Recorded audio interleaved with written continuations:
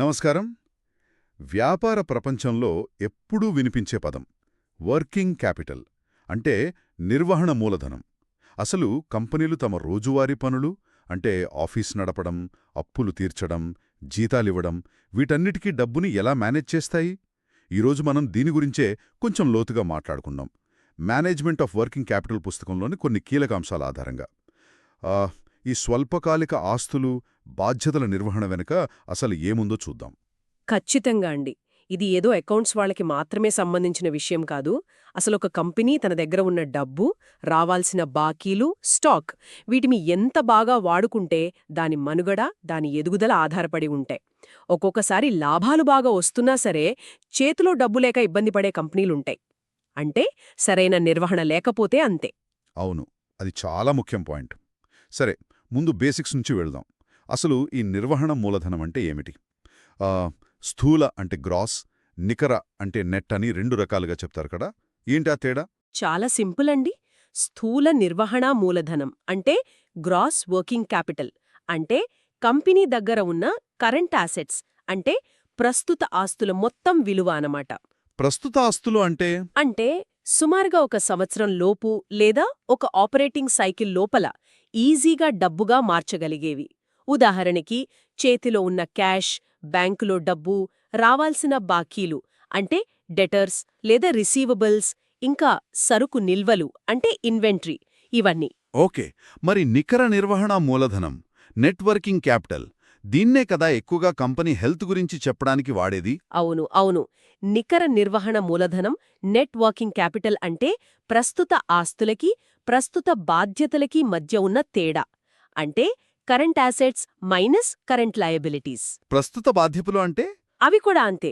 ఒక సంవత్సరం లోపు మనం తిరిగి చెల్లించాల్సిన అప్పులు, సప్లయర్లకు ఇవ్వాల్సిన డబ్బులు అంటే క్రెడిటర్స్, పేయబుల్స్, ఇంకా ఏవైనా షార్ట్ టర్మ్ లోన్స్, బిల్స్ ఇలాంటివి. అంటే ఆస్తులు బాధ్యతల కంటే ఎక్కువగా ఉంటే? ఆ, అది పాజిటివ్గా ఉంటే కంపెనీ తన షార్ట్ టర్మ్ అప్పుల్ని ఈజీగా తీర్చగలదు అని అర్థం. ఒక సేఫ్టీ కుషన్ లాంటిదన్నమాట. మీరిందాక మాటల్లో ఆపరేటింగ్ సైకిల్ అన్నారు, దాని గురించి చెప్పండి. దానికి ఈ వర్కింగ్ క్యాపిటల్కి లింక్ ఏంటి? ఆపరేటింగ్ సైకిల్ అంటే ఒక బిజినెస్లో డబ్బు తిరిగే పూర్తి సైకిల్. అంటే కంపెనీ ముడిసరుకు కొనడానికి డబ్బు పెట్టిన దగ్గర్నుంచి దాన్ని వస్తువుగా మార్చి అమ్మి, ఆ అమ్మిన డబ్బు మళ్లీ చేతికి రావడానికి ఎంత టైం పడుతుందో అదే ఆపరేటింగ్ సైకిల్. ఓ, ఈ సైకిల్ ఎంత తక్కువ టైంలో పూర్తయితే డబ్బు అంత తొందరగా తిరిగి వస్తున్నట్లు. అప్పుడు తక్కువ వర్కింగ్ క్యాపిటల్తోనే కంపెనీని నడపొచ్చు. అంటే ఈ సైకిల్ టైం తగ్గించుకోవడం కంపెనీలకు చాలా ముఖ్యమన్నమాట. మరి ఇందులో ఏమేం స్టెప్స్ ఉంటాయి? ఆ, ముఖ్యంగా రెండు ఉంటాయండి. ఒకటి ఇన్వెంటరీ కన్వర్షన్ పీరియడ్. అంటే సరుకు కొన్న దగ్గర నుంచి అమ్మేదాకా స్టాక్లో ఎంతకాలం ఉంటుందో ఆ టైం. రెండోది రిసీవబుల్స్ కన్వర్షన్ పీరియడ్. అంటే అరువు మీద అమ్మిన తర్వాత కస్టమర్ల నుంచి డబ్బులు వసూలు చేయడానికి పట్టే టైం. ఓకే. ఈ రెండింటినీ కలిపితే గ్రాస్ ఆపరేటింగ్ సైకిల్ వస్తుంది. అయితే మనం కూడా సరుకు అరువుపై కొంటాం కదా. అవును. ఆ సప్లయర్లకు మనం పే చేయడానికి మనకు దొరికే టైం అంటే పేయబుల్స్ డెఫరోయ్ పీరియడ్ని ఆ గ్రాస్ సైకిల్ నుంచి తీసేస్తే నెట్ ఆపరేటింగ్ సైకిల్ వస్తుంది. దీన్నే క్యాష్ కన్వర్షన్ సైకిల్ అంటారు. దీన్ని ఎంత తగ్గిస్తే అంత మంచిది. అర్థమైంది. సరే, ఈ వర్కింగ్ క్యాపిటల్లోనే మళ్ళీ స్థిరమైనది, పర్మనెంట్, తాత్కాలికమైనది, వేరియబుల్ అని కూడా తేడాలున్నాయి కదా. కొన్ని గ్రాఫ్స్లో చూసినట్లు గుర్తు. అవునండి. ప్రతి కంపెనీకి అమ్మకాలు ఎలా ఉన్నా సరే కనీసం బేసిక్గా పనులు జరగడానికి కొంత వర్కింగ్ క్యాపిటల్ ఎప్పుడూ కావాలి. దాన్ని స్థిర లేదా శాశ్వత నిర్వహణా మూలధనం అంటాం. ఇది లాంగ్ టర్మ్ అవసరం లాంటిది. మరి తాత్కాలికమంటే ఆ గ్రాఫ్లో అది ఎందుకో పైకి కిందికి వెళ్తున్నట్లుంది. అది సీజన్స్ బట్టి గానీ లేదా బిజినెస్ సైకిల్స్ వల్ల గానీ సేల్స్లో వచ్చే మార్పుల వల్ల అదనంగా అవసరమయ్యేది. ఉదాహరణకు ఐస్ క్రీం కంపెనీ ఉందనుకోండి. వేసవిలో సేల్స్ ఎక్కువ ఉంటాయి. కరెక్ట్. అప్పుడు ఎక్కువ స్టాక్ పెట్టాలి, రావాల్సిన బాకీలు పెరుగుతాయి. సో అప్పుడు తాత్కాలిక వర్కింగ్ క్యాపిటల్ అవసరం పెరుగుతుంది. చలికాలంలో మళ్ళీ తగ్గుతుంది. అదన్మాట. ఇక్కడే అసలు పాయింట్ వస్తుంది. మరి కంపెనీ ఎంత వర్కింగ్ క్యాపిటల్ ఉంచుకోవాలి? ఎక్కువ ఉంటే మంచిదా, తక్కువ ఉంటే మంచిదా? వేర్వేరు కంపెనీలకు ఇది చాలా తేడాగా ఉంటుంది కదా. దీని వెనక ఉన్న రిస్క్ రిటర్న్ లెక్కలు ఎలా ఉంటాయి? ఇది చాలా కీలకమైన ప్రశ్నండి. దీనికి ఒక్కటే కరెక్ట్ ఆన్సర్ లేదు. ఇక్కడే 3 రకాల పాలసీలొస్తాయి. ఒకటి కన్జర్వేటివ్ పాలసీ. అంటే జాగ్రత్త పడటం. అవును, ఈ పాలసీలో కంపెనీ చాలా ఎక్కువ కరెంట్ అసెట్స్ ఉంచుకుంటుంది, ముఖ్యంగా క్యాష్, ఈజీగా అమ్మగలిగే సెక్యూరిటీస్. అప్పులు తీర్చడానికి కూడా లాంగ్ టర్మ్ ఫండ్స్ మీదే ఎక్కువ ఆధారపడుతుంది. దీనివల్ల ఏమవుతుందంటే లిక్విడిటీ బాగుంటుంది, అంటే అప్పులు తీర్చడంలో ఇబ్బంది ఉండదు, అనుకోని ఖర్చులు వచ్చినా తట్టుకోవచ్చు. రిస్క్ తక్కువ. కానీ ఎక్కువ డబ్బు తక్కువ లాభం వచ్చే ఆస్తుల్లో ఉండిపోతుంది కదా, దాంతో ఓవరాల్గా ప్రాఫిటబిలిటీ అంటే లాభదాయకత తగ్గుతుంది. రిస్క్ తీసుకోవడం ఇష్టం లేని వాళ్ళు దీన్ని ఫాలో అవుతారు. అంటే భద్రతే ముఖ్యం, లాభం తగ్గినా ఓకే అనుకుంటారు. సరే, దీనికి పూర్తిగా ఆపోజిట్ అగ్రెసివ్ పాలసీ ఎలా ఉంటుంది? అది పేర్లోనే కొంచెం దూకుడుగా ఉంది. అవును, ఇది రిస్క్తో కూడుకున్నది. ఈ పాలసీలో కంపెనీ చాలా తక్కువ కరెంట్ అసెట్స్ ఉంచుతుంది, ఖర్చుల కోసం ఎక్కువగా షార్ట్ టర్మ్ లోన్స్ మీద, అంటే తక్కువ ఖర్చు అయ్యే అప్పుల మీద ఆధారపడుతుంది. దీనివల్ల లాభం ఎక్కువ వస్తుందా? ఆ డబ్బుని బాగా వాడుతున్నారు కాబట్టి లాభదాయకత పెరిగే ఛాన్స్ ఉంది. కానీ లిక్విడిటీ చాలా తక్కువ ఉంటుంది. అనుకోని ఖర్చులొస్తే లేదా రావాల్సిన డబ్బులు లేట్ అయితే ఇక అంతే. అప్పులు టైంకి కట్టలేకపోవడం, ప్రొడక్షన్ ఆగిపోవటం ఇలాంటి పెద్ద రిస్కులుంటాయి. ఇక మూడోది, ఈ రెండిటికీ మధ్యస్థంగా మ్యాచింగ్ లేదా హెడ్జింగ్ అప్రోచ్ అంటున్నారు. అదెలా? ఇది బ్యాలెన్స్ చేయడానికి ట్రై చేసే పద్ధతనమాట. దీని ప్రకారం ఏంటంటే, కంపెనీ తన స్థిరమైన వర్కింగ్ క్యాపిటల్ అవసరాలకు ఇంకా ఫిక్స్డ్ అసెట్స్కు లాంగ్ టర్మ్ ఫండ్స్ వాడుతుంది, అంటే లాంగ్ టర్మ్ లోన్స్ లేదా ఈక్విటీ. మరి ఆ సీజనల్గా పెరిగే అవసరాలకు? తాత్కాలికంగా అప్పుడప్పుడు పెరిగే అవసరాలకు మాత్రమే షార్ట్ టర్మ్ ఫండ్స్ వాడుతుంది. థీరీ ప్రకారం ఇది రిస్క్, రిటర్న్ మధ్య మంచి బ్యాలెన్స్ ఇస్తుంది. కానీ ప్రాక్టికల్గా ఆ తాత్కాలిక అవసరాలు ఎప్పుడు, ఎంత ఉంటాయో కరెక్ట్గా అంచనా వేయడం కొంచెం కష్టం. అంటే ఏ పాలసీ ఫాలో అవ్వాలనేది కంపెనీని బట్టి, మార్కెట్ని బట్టి మారుతుందన్నమాట. ఖచ్చితంగా. కంపెనీ రిస్క్ తీసుకునే కెపాసిటీ, వాళ్ళు ఏ ఇండస్ట్రీలో ఉన్నారు, బయట మార్కెట్ కండిషన్స్ ఎలా ఉన్నాయి, ఇవన్నీ చూసుకోవాలి. చాలా క్లియర్గా చెప్పారు. సరే, ఇప్పుడు వర్కింగ్ క్యాపిటల్లో ఉన్న ఒక్కొక్క భాగాన్ని కొంచెం వివరంగా చూద్దాం. ఫస్ట్, రిసీవబుల్స్ మేనేజ్మెంట్, అంటే రావాల్సిన బాకీల నిర్వహణ. చాలా కంపెనీలకు ఇదో పెద్ద తలనొప్పి. అరువు మీద అమ్మితేగాని బిజినెస్ జరగదు, కానీ ఆ డబ్బులు తిరిగొస్తాయో రావో అని టెన్షన్. అసలిది కేవలం మార్కెటింగ్ స్ట్రాటజీయేనా? ఖచ్చితంగా అండి, ఇదొక ముఖ్యమైన మార్కెటింగ్ ఇంకా కాంపిటీషన్ని తట్టుకునే స్ట్రాటజీ. అరువు ఇవ్వడం వల్ల సేల్స్ పెరుగుతాయి, కొత్త కస్టమర్లొస్తారు, మార్కెట్ షేర్ కూడా పెరుగుతుంది. కానీ మీరన్నట్టు దీనివల్ల ఖర్చులు, రిస్కులు కూడా పెరుగుతాయి. ఏ రకమైన ఖర్చులు? ముఖ్యంగా మనం అరువు మీద అమ్మిన డబ్బు మన చేతికొచ్చే వరకు. ఆ డబ్బు మీద మనకు రావాల్సిన వడ్డీని కోల్పోతాం, అది ఆపర్చునిటీ కాస్ట్. తర్వాత కొంతమంది అస్సలు కట్టకపోవచ్చు, అవే బ్యాడ్ డెట్స్, అంటే రాణి బాకీలు. అవును. ఇంకా ఆ బాకీలు వసూలు చేయడానికయ్యే ఖర్చులు, స్టాఫ్ని పెట్టడం, ఫోన్లు, నోటీసులు, ఇవన్నీ కలెక్షన్ కాస్ట్స్ అన్నమాట. మరి ఈ ఖర్చుల్ని, రిస్కుల్ని కంట్రోల్లో పెట్టుకుంటూ సేల్స్ ఎలా పెంచుకుంటారు? ఇక్కడే కదా క్రెడిట్ పాలసీ ముఖ్యమయ్యేది. అవును. అందుకే మంచి క్రెడిట్ పాలసీ ఉండటం చాలా కీలకం. ఇందులో ముఖ్యంగా 3 విషయాలుంటాయి. ఒకటి, క్రెడిట్ స్టాండర్డ్స్. అంటే అసలు ఎవరికి అరువు ఇవ్వాలి, ఎంతవరకు ఇవ్వొచ్చు, కస్టమర్ ఆర్థిక పరిస్థితిని, నమ్మకాన్ని ఎలా తెలుసుకోవాలి. దీనికోసం 5 C's ఆఫ్ క్రెడిట్ అని వాడుతుంటారు. అంటే వాళ్ల character, capacity, capital, collateral, conditions ఇవన్నీ చూస్తారు. మరీ స్ట్రిక్ట్గా ఉంటే రిస్క్ తగ్గుతుంది, కానీ సేల్స్ కూడా తగ్గుతాయి. లూజ్గా ఉంటే సేల్స్ పెరుగుతాయి, రిస్క్ ఎక్కువ. ఓకే. రెండోది క్రెడిట్ టర్మ్స్, అంటే అరువు ఎంతకాలానికిస్తున్నారు, 30 రోజులా, 60 రోజులా, దీన్నే క్రెడిట్ పీరియడ్ అంటారు. అలాగే టైం కంటే ముందే కడితే ఏమైనా డిస్కౌంట్ ఇస్తున్నారా, క్యాష్ డిస్కౌంట్.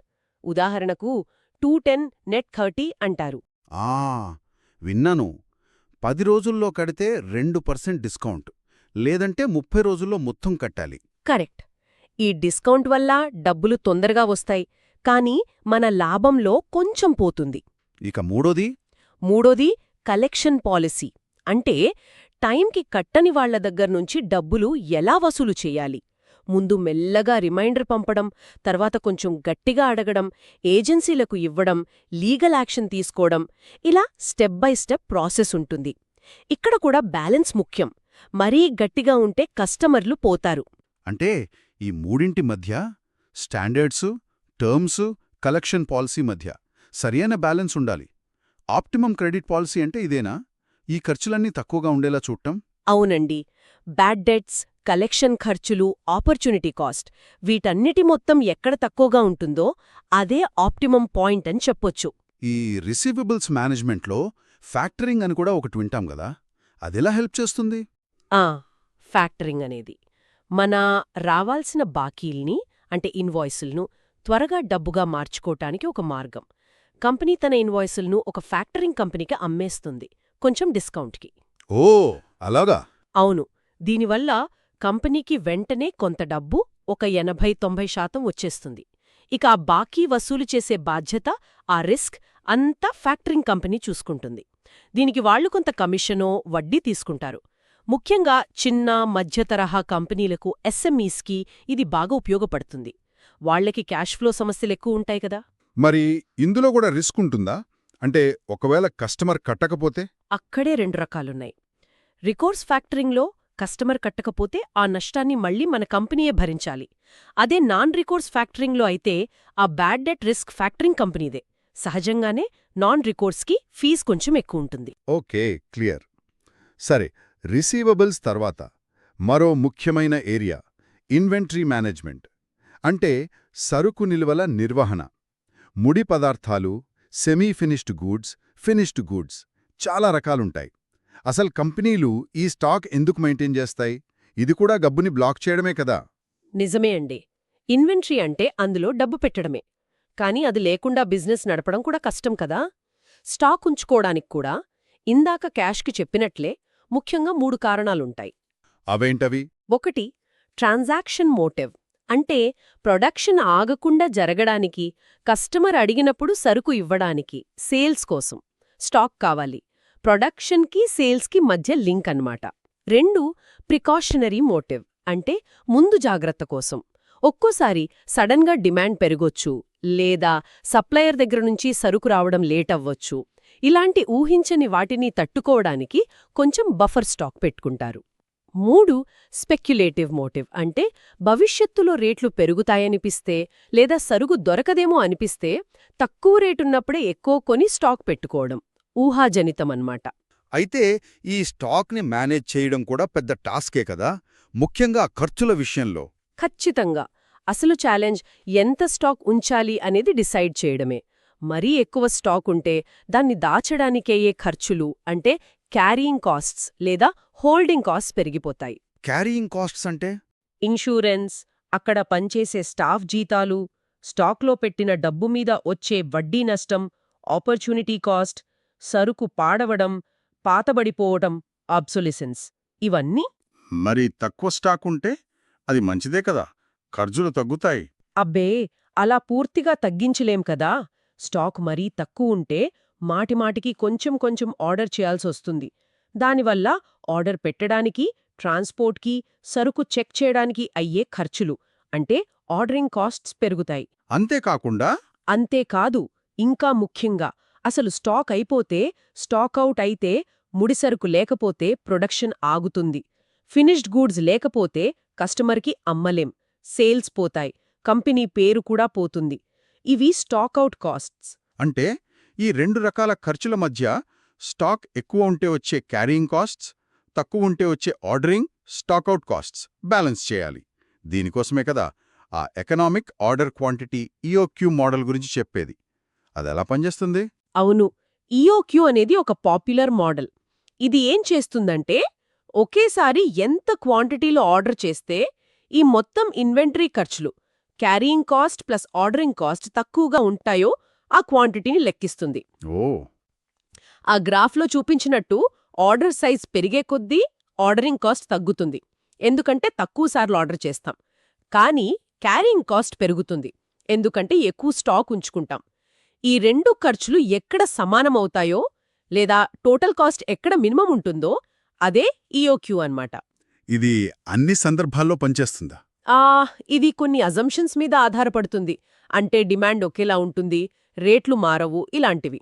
రియాలిటీలో ఇవి మారొచ్చు, అయినా కూడా ఒక బేసిక్ గైడ్ లాగా చాలా ఉపయోగపడుతుంది. ఈఓక్యూ కాకుండా ఇన్వెంటరీ కంట్రోల్కి ఇంకా వేరే ప్రాక్టికల్ టెక్నిక్స్ ఏమైనా ఉన్నాయా? ఏబీసీ అనాలిసిస్, జేఐటీ లాంటివి? ఉన్నాయండి. ఏబీసీ అనాలిసిస్ చాలా ప్రాక్టికల్. ఇది స్టాక్ ఐటమ్స్ని వాటి విలువ బట్టి కేటగిరీలుగా విభజిస్తుంది. ఏ కేటగిరీ ఐటమ్స్ సంఖ్యలో తక్కువే ఉంటాయి, కానీ వాటి విలువే మొత్తం స్టాక్ విలువలో ఎక్కువుంటుంది, ఒక 70–80% లాగా. వీటి మీద చాలా స్ట్రిక్ట్ కంట్రోల్ పెట్టాలి. మరి C category? C category items నంబర్లో చాలా ఎక్కువుంటాయి, కానీ వాటి విలువ చాలా తక్కువ, ఒక 5–10% లాగా. వీటి మీద అంత టైట్ కంట్రోల్ అవసరం లేదు. ఇక బి కేటగిరీ మధ్యలో ఉంటుంది. దీనివల్ల మన కంట్రోల్ ఎఫర్ట్స్ని ముఖ్యమైన వాటి మీద ఫోకస్ చెయ్యొచ్చు. జస్ట్ ఇన్ టైం జేఐటీ అంటే జస్ట్ ఇన్ టైం ఇదొక ఫిలాసఫీ లాంటిది. అంటే ప్రొడక్షన్కి ఎప్పుడు అవసరమో అప్పుడే అంతే సరుకు తెప్పించుకోవడం, స్టాక్ దాదాపు జీరోలో ఉంచడం. దీనివల్ల క్యారీయింగ్ కాస్ట్స్ బాగా తగ్గుతాయి. కానీ ఇది వర్కౌట్ అవ్వాలంటే సప్లయర్లతో చాలా మంచి టైమింగ్, నమ్మకమైన సప్లై చైన్ ఉండాలి. ఇటీవల సప్లై చైన్ ప్రాబ్లమ్స్ వచ్చాయి కదా? అవును. ఈ మధ్య వచ్చిన డిస్టర్బెన్స్ల వల్ల కొన్ని కంపెనీలు జేఐటీ మీద కొంచెం రీథింక్ చేస్తున్నాయి. కొంచెం జస్ట్ ఇన్ కేస్ స్టాక్ కూడా పెట్టుకుంటున్నారు. చాలా ఇంట్రెస్టింగ్. ఇక ఫైనల్గా అన్నిటికన్నా ముఖ్యమైనది లిక్విడ్ ఎసెట్, క్యాష్ మేనేజ్మెంట్, నగదు నిర్వహణ. బిజినెస్కి క్యాష్ రక్తం లాంటిది అంటారు కదా. మరి కంపెనీలు క్యాష్ ఎందుకు హోల్డ్ చేయాలి? దానిమీద వడ్డీ రాదు కదా, ఎక్కడైనా ఇన్వెస్ట్ చేయొచ్చు కదా. నిజమే. క్యాష్ని ఊరికీ టెట్టుకుండే ఏమీ రాదు. పైగా ఇన్ఫ్లేషన్ వల్ల దాని విలువ తగ్గుతుంది. అందుకనే మరీ ఎక్కువ క్యాష్ పెట్టుకోవడం కూడా మంచిది కాదు. దానికి కూడా ఆపర్చునిటీ కాస్ట్ ఉంది. కాని క్యాష్ లేకుండా పనులు జరగవు కదా. సో క్యాష్ హోల్డ్ చేయడానికి కూడా ఇందాక ఇన్వెంటరీకి చెప్పుకున్నట్టే అవే 3 కారణాలు వర్తిస్తాయి. ఒకటి ట్రాన్సాక్షన్ మోటివ్, రోజువారీ ఖర్చుల కోసం, జీతాలు, రెంట్లు, సప్లై ఆఫ్ పేమెంట్స్, ట్యాక్సులు ఇలాంటి వాటికి. 2 ప్రికాషనరీ మోటివ్, అనుకోని ఖర్చులు వస్తే, మెషీన్ రిపేర్, సేల్స్ తగ్గడం ఇలాంటి ఎమర్జెన్సీల కోసం. 3 స్పెక్యులేటివ్ మోటివ్, మార్కెట్లో ఏదైనా మంచి అవకాశం వస్తే, అంటే డిస్కౌంట్కి రా మెటీరియల్ దొరకడం, మంచి ఇన్వెస్ట్మెంట్ ఆపర్చునిటీ రావడం, వాటిని వాడుకోడానికి. మరి కంపెనీలు తమ క్యాష్ ఫ్లోస్ని ఎలా అంచనా వేస్తాయి? ఎప్పుడు డబ్బులు వస్తాయి, ఎప్పుడు పోతాయి? లోటు రాకుండా ఒకవేళ ఎక్కువుంటే ఏం చేయాలో ఎలా ప్లాన్ చేస్తారు? దీనికి చాలా ముఖ్యమైన టూల్ క్యాష్ బడ్జెట్. ఇది ఫ్యూచర్లో ఒక పీరియడ్కి, వారం, నెల, క్వార్టర్, కంపెనీకి ఎంత క్యాష్ వస్తుందో, క్యాష్ ఇన్ఫ్లోస్ ఎంత పోతుందో, క్యాష్ అవుట్ఫ్లోస్ ఎస్టిమేట్ చేస్తుంది. దీనివల్ల ఉపయోగం? దీనివల్ల ఎప్పుడు క్యాష్ సర్ప్లస్గా ఉంటుందో, ఎప్పుడు షార్టేజ్ వస్తుందో ముందే తెలుస్తుంది. షార్టేజ్ వస్తుందని తెలిస్తే ముందే బ్యాంక్ ఓవర్డ్రాఫ్ట్ కోసమో, షార్ట్ టర్మ్ లోన్ కోసమో అరేంజ్ చేసుకోవచ్చు. సర్ప్లస్ ఉంటే ఆ డబ్బుని ఊరికే ఉంచకుండా టెంపరరీగా ఎక్కడైనా ఇన్వెస్ట్ చేసి కొంచెం రిటర్న్ సంపాదించవచ్చు. క్యాష్ మేనేజ్మెంట్లో ఫ్లోట్ అని కూడా ఒకటొస్తుంది కదా, అదెలా మేనేజ్ చేస్తారు? డబ్బులు రావడానికి స్పీడప్ చేయడం, పోవడానికి స్లోడౌన్ చేయడం లాంటివా? అవును, ఫ్లోట్ మేనేజ్మెంట్ చాలా ముఖ్యం. ఫ్లోట్ అంటే మనం చెక్ రాసినామా, మనకు వచ్చిన తేదీకి ఆ డబ్బు నిజంగా మన అకౌంట్ నుంచి వెళ్ళినా, మన అకౌంట్కి వచ్చిన తేదీకి మధ్య ఉండే టైం గ్యాప్. ఓకే.